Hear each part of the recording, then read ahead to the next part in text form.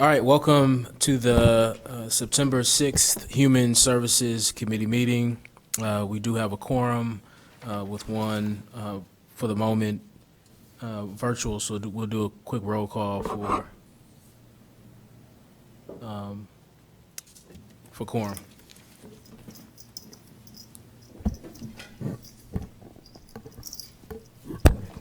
Councilmember Heracardis? Here. Councilmember Ravel? Ravel, here. Councilmember Burns? Here. Councilmember Reed? And Councilman Reed is here. Virtual at this point. Next up, so we do have a quorum. Next up, approval of minutes of the regular meeting. Can I get a motion? I move approval of the minutes of the meeting of August 17th. All right, that was moved by Councilmember Ravel and seconded by Councilmember Reed. Are there any changes, any edits? They look good? Okay. All those, well, do we need to, I guess we gotta do a roll call because Councilman Reed is. No, you can do roll call. I mean, you can do a Voice vote. All those in favor of approving the minutes Aye. indicate by saying aye. Aye. Any noes? The ayes have it. Moving along to, are we approving the approval of the executive session minutes from August 17th? You could do that in open session. If anybody, though, has corrections or amendments, then we should save it and go to executive session to discuss them. But if there's no amendments or corrections or questions, you can approve it in open session and end the endless loop of executive sessions. Just Exactly. Yeah, and these are pretty Pretty straightforward. straightforward minutes, so I'll allow a moment just to quickly read through it, and then we will. And to be clear, approval here does not mean they're released. It just means they're approved. Okay. All right, and whenever you're ready, So you can move. I move approval of the executive session minutes of August 11th. I second. All right, all those, any other discussion, any changes, nothing?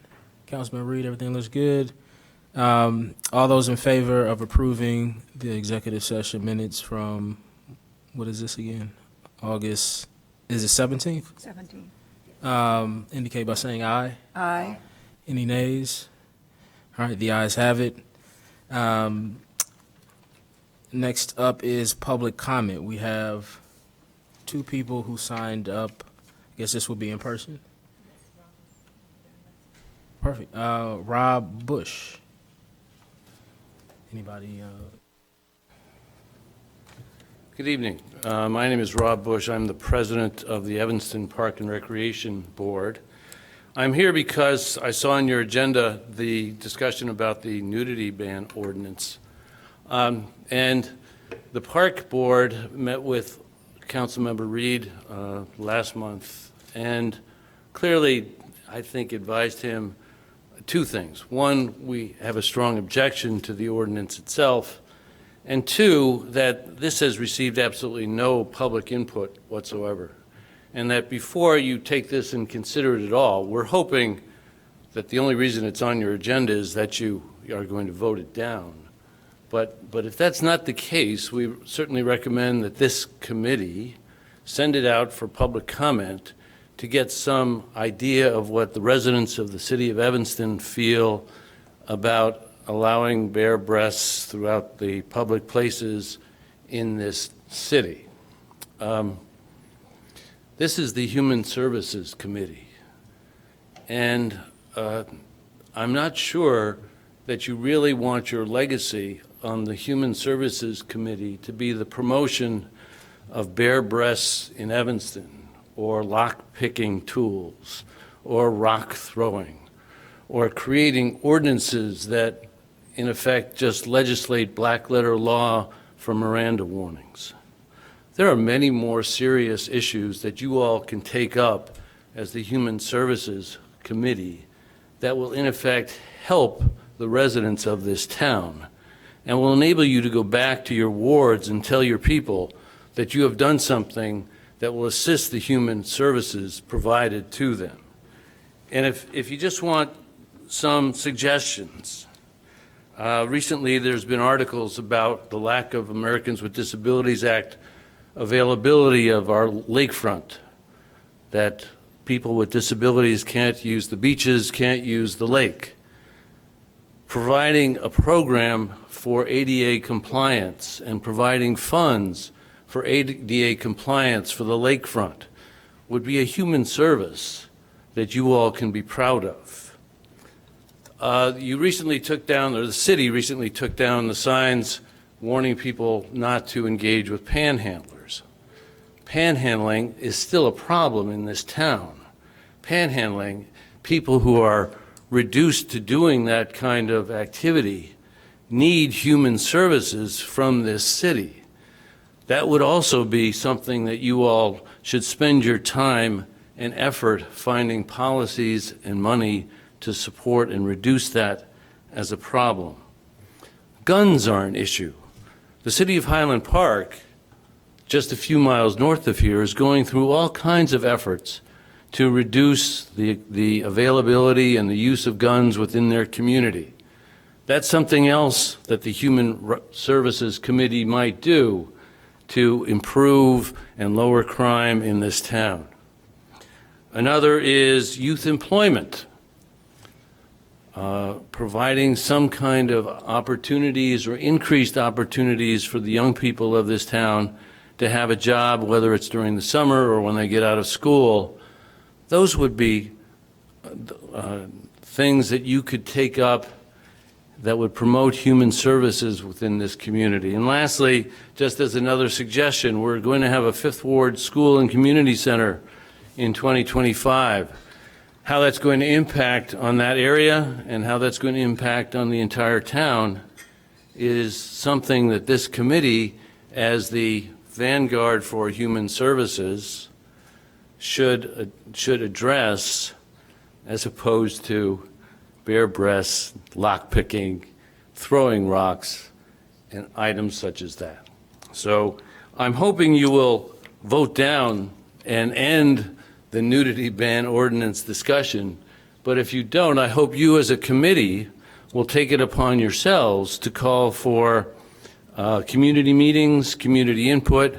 The Park and Recreation Board offered Councilmember Reed its assistance in providing for those kinds of community meetings. We've done it before in dealing with dog parks and gardens, garden plots. We can help you do it with the nudity ordinance. So thank you very much and have a good evening. Thank you. Max Seeley. Hi, good evening. I'm Max Seeley, with community organizer with Connections for the Homeless. And I'm just here to say that we are fully supportive of amending the Fair Housing Ordinance to include the implementing regulations for the Just Housing Amendment that would bring Evanston in line with Cook County's Just Housing Amendment. This is a really important implementation tool to give the city, you know, as a homeless service provider in Evanston, we encounter many people requesting our services because they don't have access to housing because of a prior criminal record or a prior negative interaction with our justice system. So, you know, implementing this will go a long way to preventing homelessness in Evanston. It would directly reduce homelessness in Evanston, which is a goal we should all be working towards, and we should be looking towards additional amendments to the city code that we can work through together to address homelessness in our city. Thank you. Thank you. All right, I think that concludes public comment. Correct. Okay, great. So then we will move on to our agenda, and that brings us to items for consideration. First up is HS1 Ordinance 79022, amending City Code Title 5, Chapter 5, Fair Housing Ordinance to include protections for persons with covered criminal history. I'm sorry. And actually, first let me get to Chief Eddington. So if someone can move HS2. I'm sorry. Oh, that's what Chief Eddington wanted. What item did you? The no-knock and the Miranda service. Okay, I let's will start with. move, under items for consideration, I will move HS2, ordinance 88022, adding subsection 9-1-41, prohibiting the use of no-knock warrants. Is there a second? Okay. So that brings us to HS2. So this is ordinance, as was read, 88022. This is a referral I made.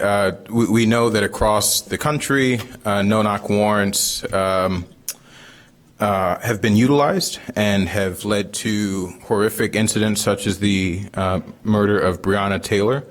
And we want to make sure that, and a number of other both tragic and humiliating instances, both locally in Chicago and the surrounding area and across the nation. And so we want to make sure that we, and as many cities across the nation are adopting these standards, we want to make sure that we are as well and following these new, what I would consider best practices. Is there any discussion from folks on the committee? Councilmember Ravel. Well, I just wondered if Chief Eddington had some comments for us. Good evening, Mr. Chairman, members of the committee. The police department is in support of this codification change. It is something we had to commit to when we got our federal use of force certification under Chief Cook.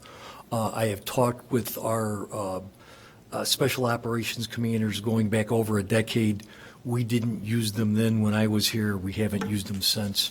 And so we frankly, they're extremely dangerous for us because when we're serving a warrant, there's usually people with guns and dope. We don't want them to be able to say, we thought it was other dope dealers coming to take our stuff. So we want to make it crystal clear we're the police. So no objections. Thank you for asking. Thank you. Is there any further discussion on this item? I will say that I do recall, under Chief Cook's time, Chief Cook mentioning that the city had utilized no-knock warrants. So I'm glad to hear that under your tenure we haven't, and maybe we haven't under Chief Cook. Maybe it was mistaken. Sir, if I may, I believe that Chief Cook comments fell into the category of back in the day. Okay, back in the day. Okay. Well, with that, seeing no further discussion, all those in favor, say aye. Aye. All those opposed, any abstentions? The item passes. That brings us to HS1, Ordinance 87022, adding subsection 9142, Miranda warnings to be issued. May I have a motion? May I have a motion? Yeah, move, what is it, ordinance only an item for 87022? Oh, is there a second? Okay, it's been moved and seconded. This is currently in our, we know that a Supreme Court decision came down recently that removed the requirement of Miranda warnings. And so similar to cities and states that are codifying the rights of Roe, I think here is an opportunity for us to codify Miranda rights. And so is there any discussion from the committee on this item? Councilmember Ravel? Well, once Chief again, Cook. Chief Eddington. Yeah, I'd like to hear what Chief Eddington has to say. Part of this, I'd like to defer to Mr. Price to have his comments on the recent Supreme Court decisions. But by practice in the county of Cook, I'm assuming most of the members on the dais have had the pleasure of interacting with State's Attorney Kim Foxx. Do you really think she's going to let us prosecute somebody who hasn't been properly Mirandized? And so we do this. I got a basic in 1974. They said give Mirandas for custodial interrogations. That direction hasn't changed. Thank you. Mr. Price, if you could comment on the recent court decision, please. Sure. So I think the decision we're talking about that was controversial was the Supreme Court didn't abolish Miranda so much as to say that this wasn't custodial. I think most people thought that the arrest and then the having to give the Miranda rights was custodial, and they broadened the category of not being custodial, therefore Miranda is not required. But Miranda still exists as a set of principles to be observed in a custodial setting. So, but as we've seen with Roe versus Wade, history may march on, and there may be other things. So codifying this in a way that's consistent with the practice of the Illinois law and the Evanston Police Force, I worked with Chief to try and do that to meet the concern here, and in case the Supreme Court then goes further and says, actually, we're reversing the law of the land, which is Miranda. So that's how we got here on the wording of this particular ordinance, which is only here for discussion, not for action. And now that Nick is back, I had the opportunity to get his wisdom on this too, which it hasn't come through referrals either. So I think it's still a discussion item only today, but that's where we're at. This has been referred. This has certainly gone through referrals. I'm not. Well, a further review, it does provide information that it was presented to referrals committee, but it has not been vetted through the referrals committee. This was sent to referrals committee months ago. So It didn't come out. I did it because you asked me to do it, talking to Dave and to the chief. So it didn't come through referrals. That's why they didn't place it on the action items. They put it on the discussion. Mm-hmm. So we did it because you asked for it, but it hasn't gone through the referrals process to actually be placed. Well, on the referrals committee, got to get your act together. This was referred. I'm sorry. It was referred months ago. Right. And so I did look it up to see that it was referred. And so did we not ever forward it to a committee? Is that what happened? Yeah, it was never forwarded to a committee, Oh. and I think that's where the issue lies. Okay, because I thought we'd cleaned all that up, but I guess I not. thought I would have thought. I thought so too. Okay. And it's it's a human services committee item. So I'm. Thank you. Okay. Well, it's been discussed. Next time referrals committee meets, it will be actually referred, and it seems that there's no opposition to it. So when it comes back, we're good to go on that. Okay, that can take us back to our regular order of business, which would be starting with HS 1, which is Ordinance 79-022, amending City Code Title 5, Chapter 5, Fair Housing Ordinance to include protections for persons with covered criminal history and actual or perceived status as a victim of domestic violence. This was referred by Councilmember Kelly. I'll allow Councilmember Kelly to say anything if she wants to, but I'll just open it up here. This is, the county. We need to move approval. Oh, I'm sorry. Move Can approval. I have a motion? Moved by Councilmember Burns, seconded by I'll second. Councilmember Hedicottis. So this ordinance, as was stated in public comment, the county adopted this ordinance a few years ago. This is extremely important. Folks with criminal histories in the just recent past could be denied housing unfairly. I've had residents of my ward mention this to me. I've had folks that I know personally raise these issues, and so this is certainly a true issue out in the community. Councilmember Kelly, would you?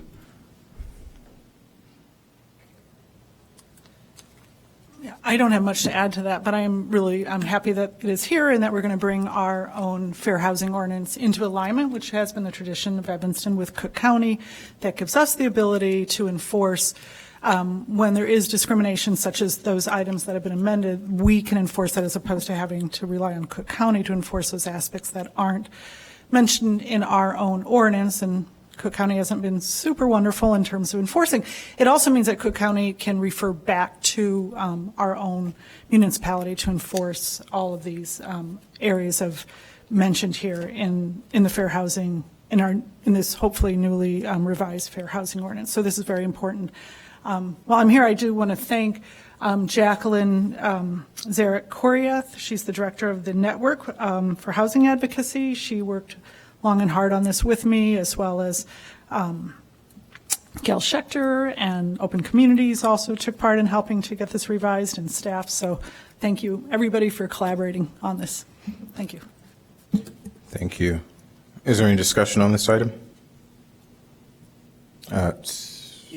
Councilmember Burns. Amadou Drame from Illinois Justice Project also reached out about this. Did you receive their comments from Illinois Justice Project? Did you incorporate any of their? I think they're all incorporated. We had to do the enforcement part, so I think that is all of their concerns have been incorporated. I'm quite certain. We can look into that between this committee and council to ensure that. Not today. I said between this committee and council. I said council today. Okay, there's no council today. Okay. Any further comment? Seeing none. All those in favor? Aye. All those opposed? Any abstentions? Okay. We will move on then, and that brings us to, I guess we're almost done with the meeting. HS2. Hold on, Mr. Chair. There were two versions, one with implementing and one without. Which one were we passing? I'm sorry, one with implementing and one without.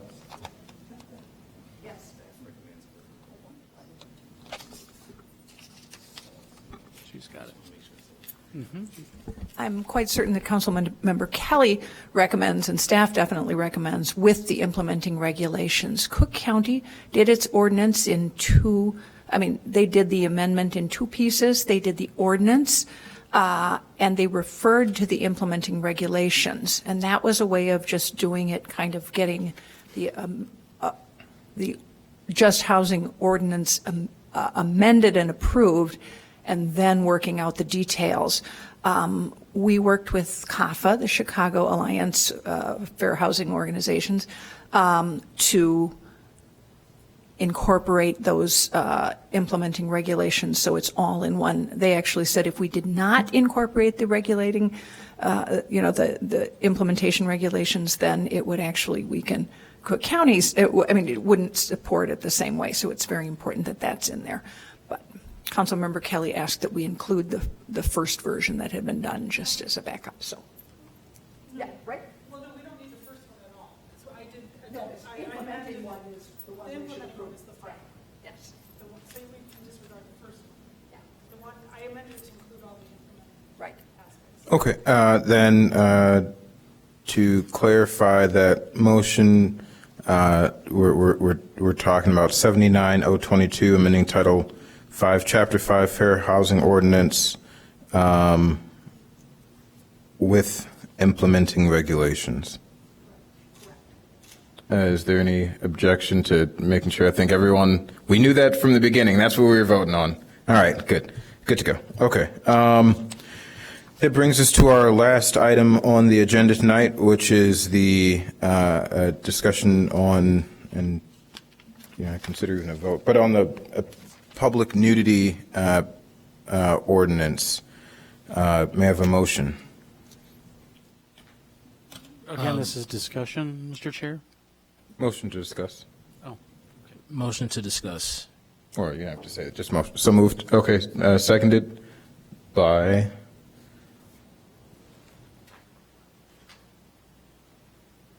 For discussion. You can second it. I'll second it. All right.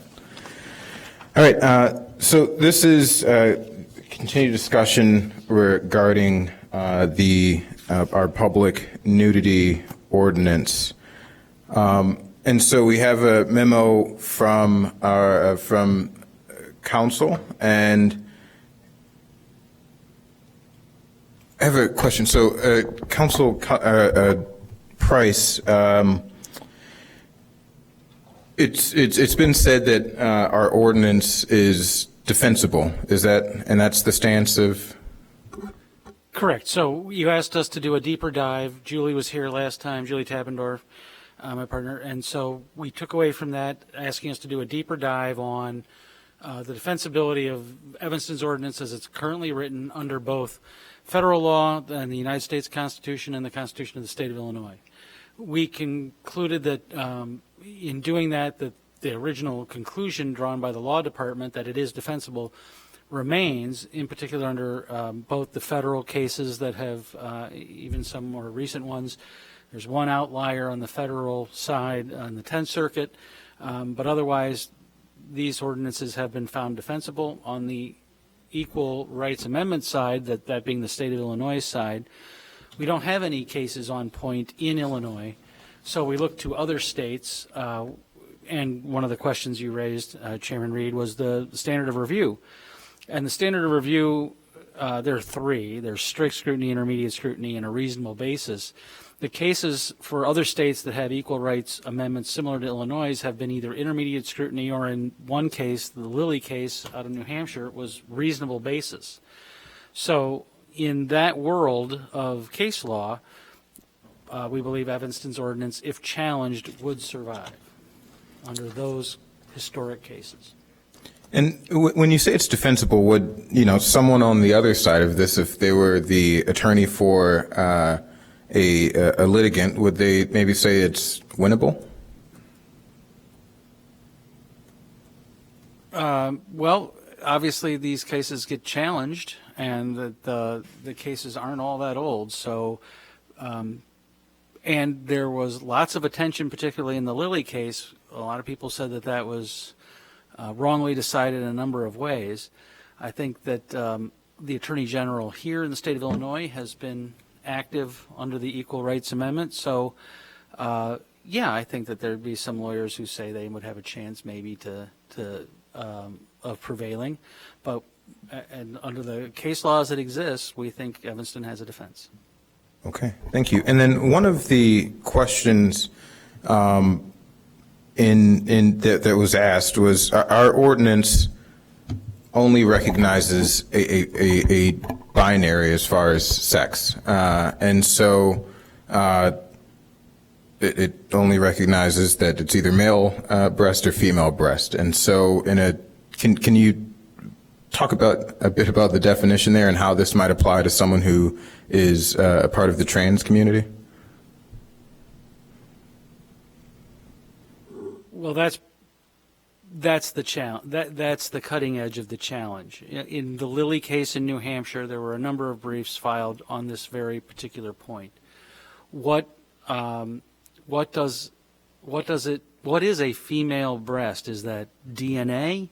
Is that self-identity? Is it morphology, physiology? There were, in some of the briefing, 8 different variants of what it could mean to be a female breast and how it's identified for enforcement purposes.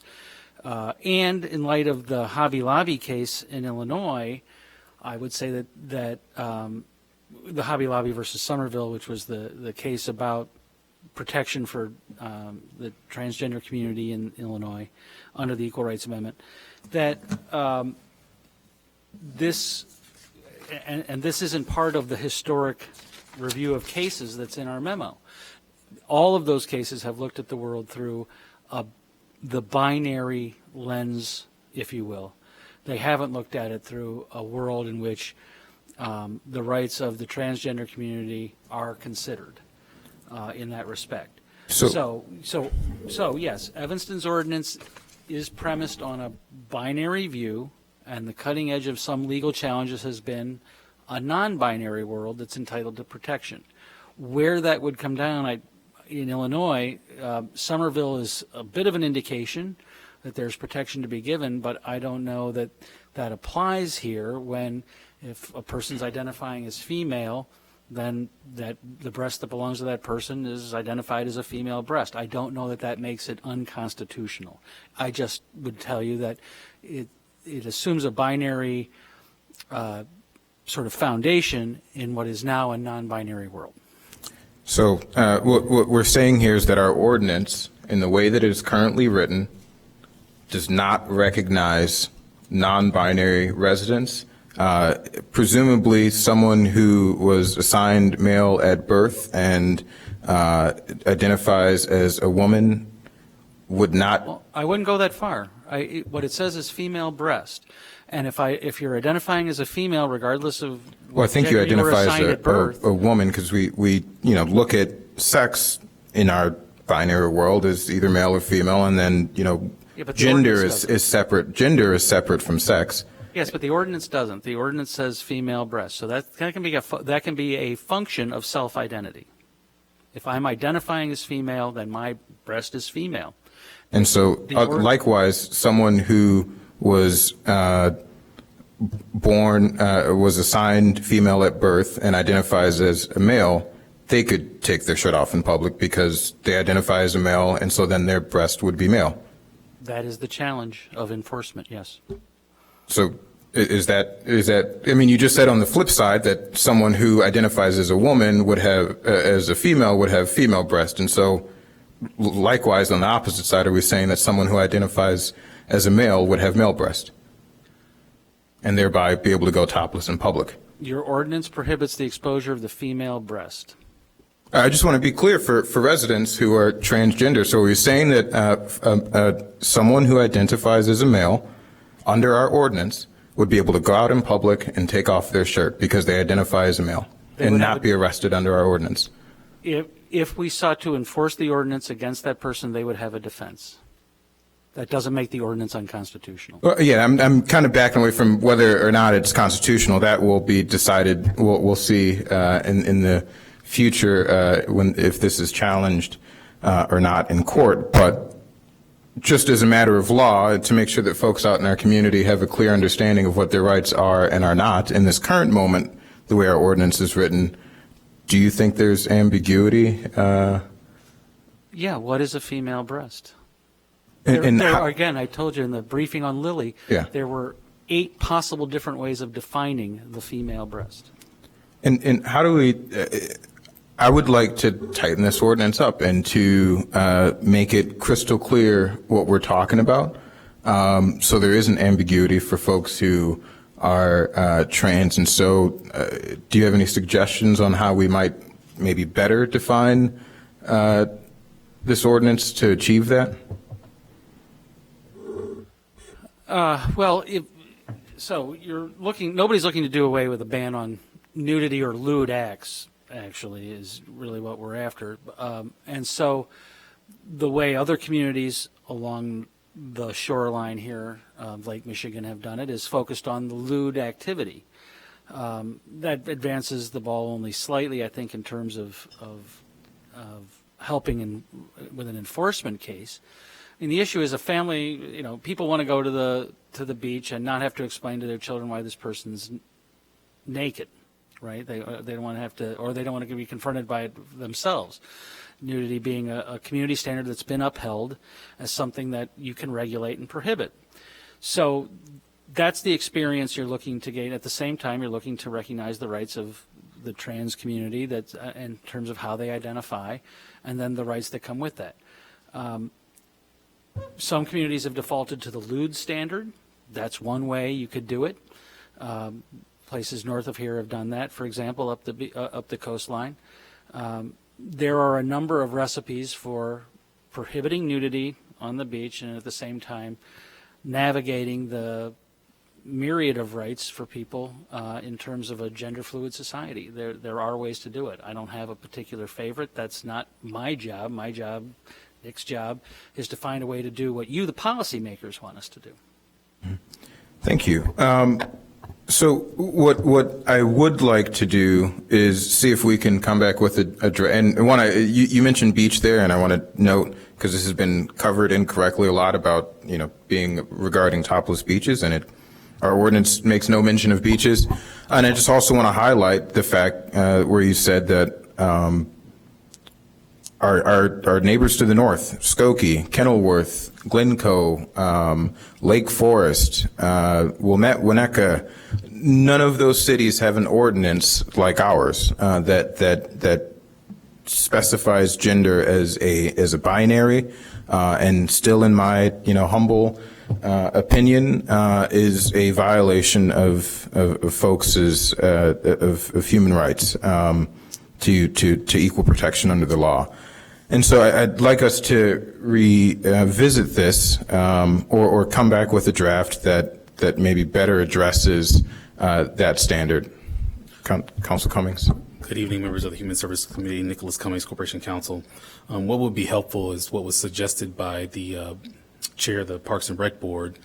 In 2010, when the current version was passed on the books, there were recitals included in the ordinance where the city council had findings that determined that it was against the safety, morals, and welfare of the city, and that was in 2010. We have now, since it's 12 years later, if the city council would like to take some instruction from the residents and make findings that would help us draft a better ordinance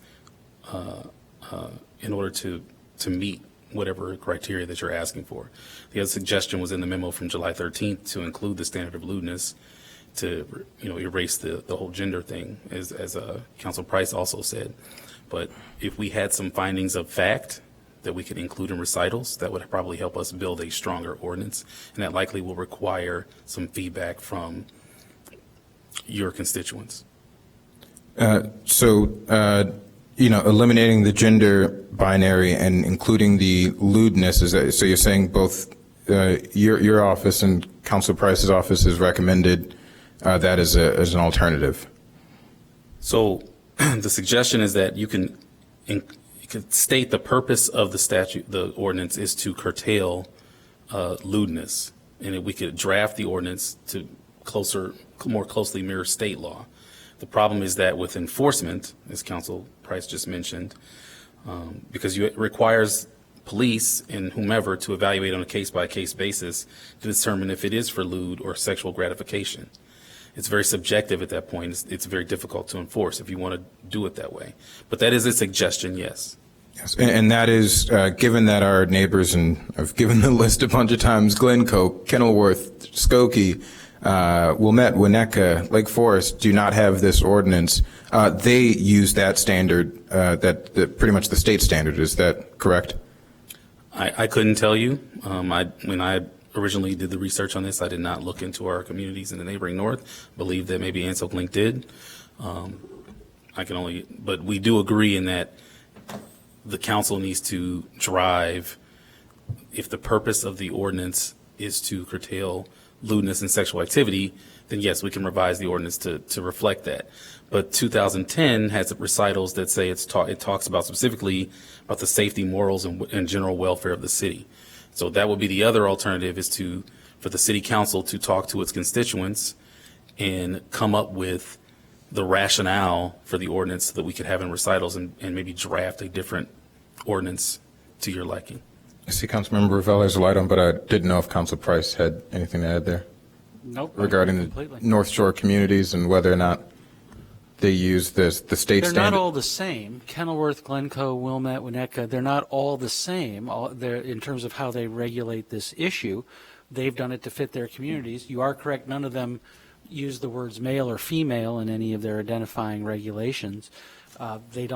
They have avoided the binary sort of foundational problem, but all of them have addressed it in a slightly different fashion. And so I don't disagree with a single word Mr. Cummings has said. I think that's you have to design this to fit Evanston. Thank you. Councilmember Ravel?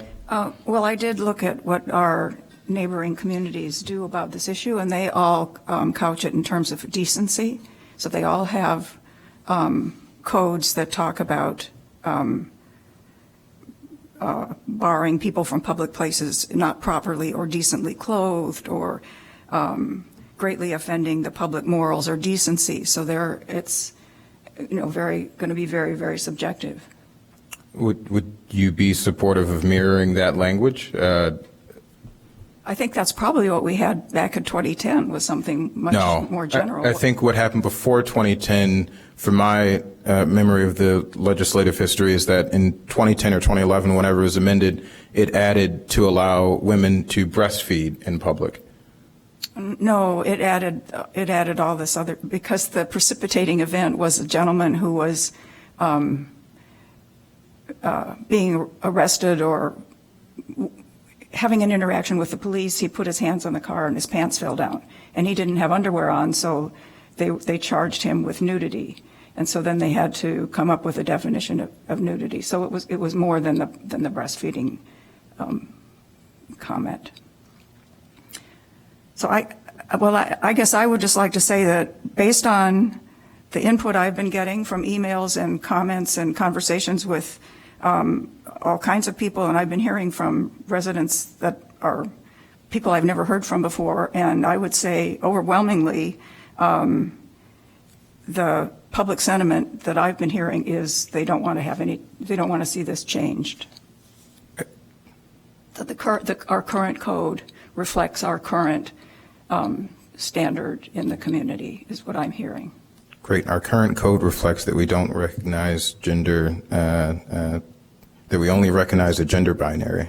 And I do want to note that, in polling and statistics, the way this has been framed to the public has mostly been through Evanston Now, which is, do folks want nude beaches or topless beaches? And it's a very different framing than I think if there was a deeper discussion. And my experience is, as the person who put this forward, I've gotten a lot of emails and folks reaching out to me.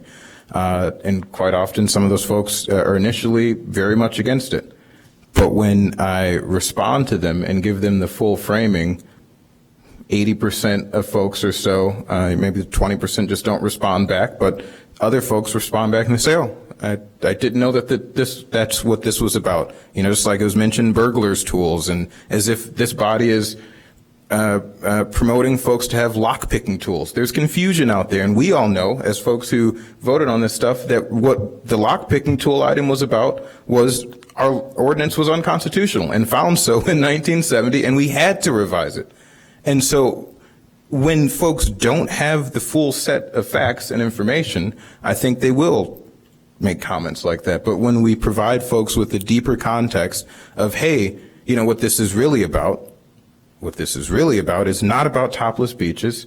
As I've stated from the beginning, I'm fine with making everyone put their shirts on, but not having a double standard for folks who identify as male or female, and making sure that we're living up to the modern standards. I mean, if we went back 60, 70 years, people might say it's against our community standards for two men to walk down the lakefront and embrace each other and kiss each other.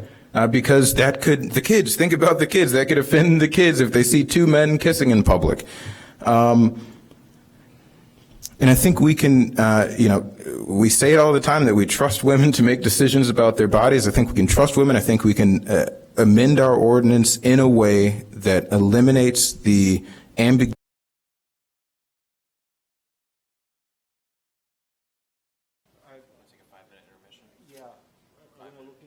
Okay, well, we're having some technical issues. We're going to take a 5-minute intermission. I think we are good to go. Sorry. All right, we are ready to, I think we're ready. I think if we're recording again.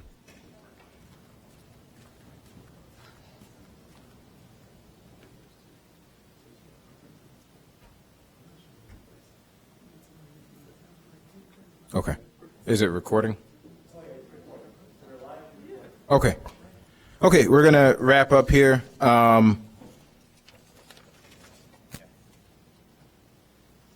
just want to make sure our committee has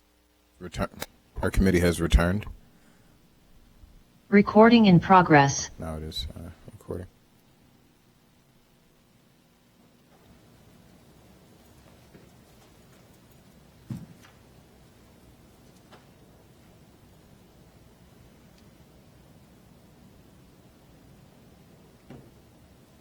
giving 1 second for Councilmember Burns to return from his tea break, likely.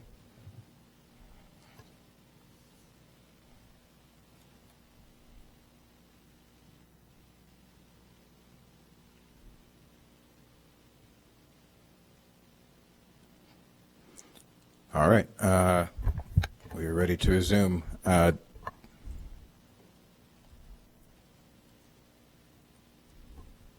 With all committee's members back, we are resuming the committee meeting. Okay, so with that discussion, and I just wanted to hear from Councilmember Ravel and then move this wherever it needs to go or not go. My apologies. Were you supportive of mirroring what our North Shore neighbors have as their ordinance? So basically saying, using the decency standard or something? Using the decency. I guess that would be fine with me, I guess. I worry that that's going to be, subject to interpretation and difficult to enforce. So I don't know how people feel about that. Well, I think in the interim, I think this should be at the suggestion of my colleague here, referred to Equity and Empowerment Commission to take a look at this with an equity lens, as well as for us to have an opportunity to gather information from our neighboring communities who seemingly don't have an issue. We haven't heard, at least I've never read, and I've done some research about some toplessness issue in Winnetka or Wilmette or Glencoe or Lake Forest. And so I think reaching out to those departments and understanding how they enforce the public nudity laws, given that they do not, dictate a gender binary, I think is helpful. And I just want to note why I think this is important, because we're, as we move forward in time, just as the Supreme Court recently with Roe, the overturning of Roe and Casey, looked back and said, hey, there are all of these laws in the 1800s and 1700s that did not recognize the rights of women to control their own bodies.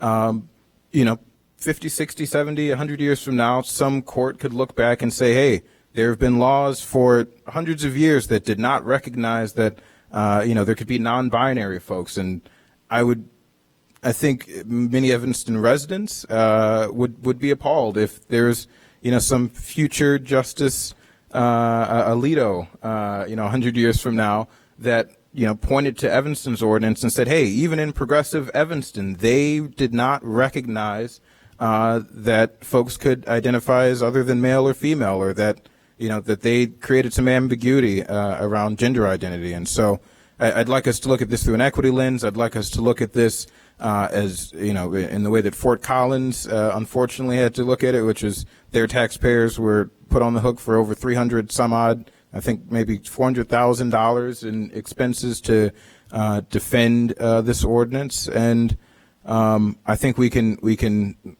do a bit better and write this in a way that is more in alignment with our true values, and step away from this whole idea that it's about topless beaches or any of that stuff, because that's not what it's about. And I think that's why, in my experience, as I said, when I've communicated with residents, that's why folks have been confused about it, and that's why folks are against it, because they're like, what the heck are you doing? My alderman of the 8th Ward, trying to promote topless beaches, and that's not what this is about. This is about gender equality.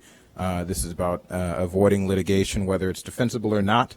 It's about making sure that we're not having to spend money on it in any regard, and bring us in alignment with our North Shore neighbors and what I believe are our actual community values of, recognizing the full gender spectrum and letting folks identify as they are. So with that, may I have a motion to send this to Equity Empowerment? Councilmember Burns. I'm just curious, Council Price or Council Cummings, it said it's defensible. Is there what's after that? I don't. What's above that? What's the better? Would you always say it's defensible in any issue? Well, Because that's no. what lawyers do, or what's the? Right, it's called an opinion for a reason. It's not, we're not dealing in science here in terms of a mathematical precision that I can guarantee you what the outcome is going to be. Okay. It's a function of the current state of the law, the current values being recognized. Chairman And so just to Reed- reset Chairman my Reed question, has- just to well, reset Chairman- my question, because I want to make. Yeah, So but what I I'm was gonna saying say- is that you're saying it's defensible. Would you ever say this is a slam dunk? We will win this. Would that ever be your opinion on a? I don't think I've on ever an given the issue? opinion that something was a slam dunk ever in Okay. 35 years of doing this. Okay. So, but I will say, I just wanted to say, Chairman Reed does have his finger on the fact that the state of Illinois, the law is evolving around the non-binary transgender community and protections. Our Attorney General has been aggressive and joined almost every amicus curiae brief he can join in support of the trans community across all sorts of briefing, and we have Hobby Lobby to deal with. And historically, the cases that we've read and that show what Evanston's got on the books is defensible do not look at the world through a lens other than a binary one, and that's the evolutionary challenge. So in addition to me never saying anything's a slam dunk, because that's just not responsible counseling to a client, it's an evolving area of the law, and not every state evolves the same way. And right now, Illinois is more focused on that than I would say other states. And then Councilman Reed, although this has been coined the Topless Beach Ordinance, this considers toplessness in all public places? Correct. Or just the beach? In all public places. Okay. Yeah, I will make the referral. What I will ask, both from our media, specifically media in Evanston, but really all media, and certainly committee members who volunteer their time to one of our boards, committees, and commissions, is just to please, moving forward on issues, take your time to understand what is being proposed. Because, and I've said this a few times, people ask me, oh, what's the hardest part about the job? Most of it I knew was coming. The hardest part about this job, though, is struggling with misinformation in the community. And I can't expect, a resident to not spread rumors in the way rumors spread. But what I will ask is our media and our committee members to please take the time to understand what the proposals are about, meet with the council members, meet with staff, because what I heard from our corporation council today had nothing, was not about centered around toplessness at beaches. And yet that's what we heard at public comment. That's what we've seen in the newspapers. And I think it's irresponsible. And I'm saying that as a colleague and as someone that I want you to hold me accountable and push me to do better and be more thoughtful about issues. I think it is incredibly irresponsible for our media and any member of a board, committee, and commission to be advancing misinformation in the community. We already have too much of it.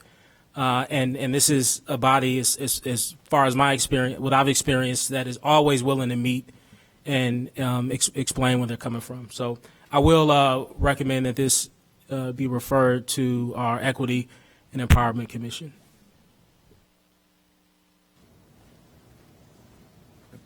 Moved by Councilmember Burns, seconded by Councilmember Ravel, for this to be forwarded to the Equity and Empowerment Commission for equity review.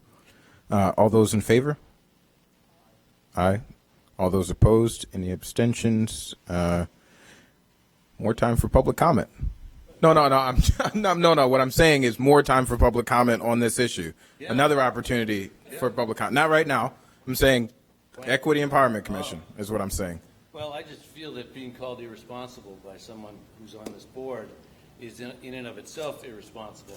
And the result of your ordinance. I didn't call you irresponsible, sir. Hold on, Please, excuse me, sir. We're not in public comment now. Okay. We can have you can have a one-on-one discussion after the meeting. Seeing no further business before this committee, the meeting is adjourned. Thank you. Walking around town, then I'll